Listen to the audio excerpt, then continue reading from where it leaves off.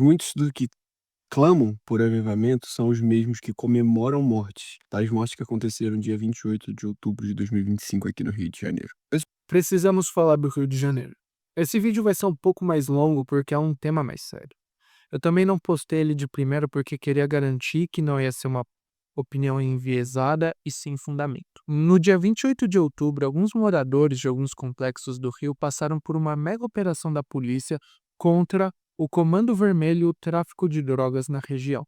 Acontece que essa operação resultou em mais de 100 mortes. Por conta disso, muitas pessoas têm se posicionado e se manifestado contra essa operação. Algumas pessoas, até mesmo cristãs. Eu de fato respeito e entendo quem se posiciona assim, principalmente cristão, em prol das mortes ali das pessoas, e que diz que devemos pregar o amor de Deus e que o amor de Deus não é isso. Eu de fato me tenho condolências para as famílias das vítimas, até as dos traficantes. Eu tenho pena da mãe do traficante que não escolheu ter esse filho que teve, e da mãe que teve a criança que morreu por bala perdida.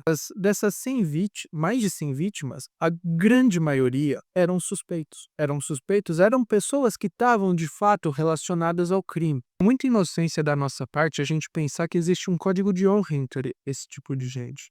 No começo do ano, Esther Barroso ela foi vítima de morte por espancamento por não querer se deitar com o chefe do tráfico. Isso é muito comum.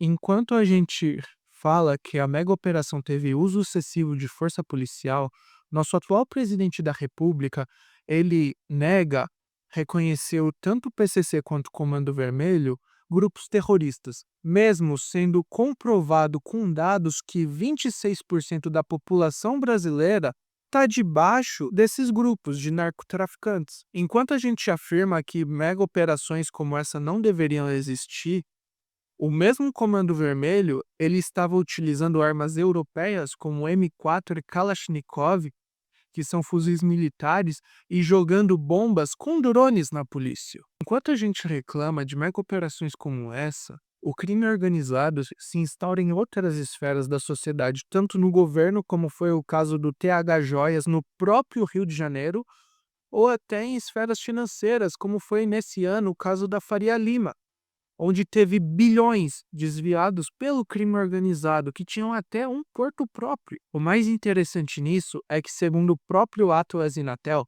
a maior parte do repúdio a essa operação vem de pessoas que nem moram em complexos como o Alemão, não moram em favelas, enquanto os próprios moradores dessas favelas têm incríveis 80% de aprovação. Então, antes de eu me preocupar ali com a alma do traficante, eu penso naquela criança que muitas vezes deixa de ir para a escola porque foi aliciada pelo crime organizado, como acontece muitas vezes, e que a idade de entrada está cada vez menor, entre os 10 a 14 anos. Eu penso naquele senhor que tem um comércio no complexo, que ele tem que pagar toda vez uma tarifa mensal que só aumenta por proteção.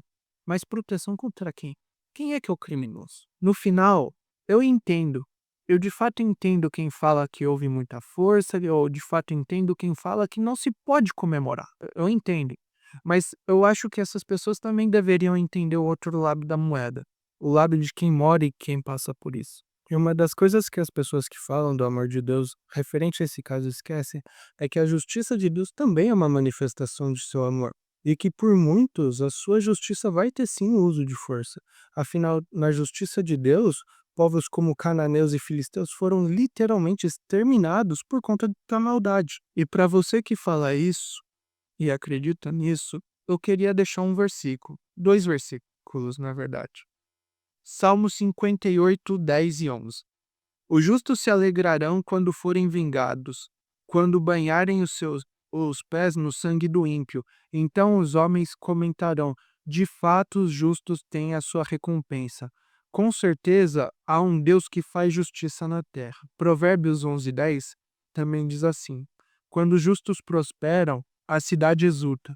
Quando os ímpios perecem, há cantos de alegria. Aquelas pessoas, eu acho muito improvável que não tenham ouvido de Deus. Afinal, pelo próprio IBGE, 94% da população se diz cristã, sendo prioritariamente entre pobres e pretos.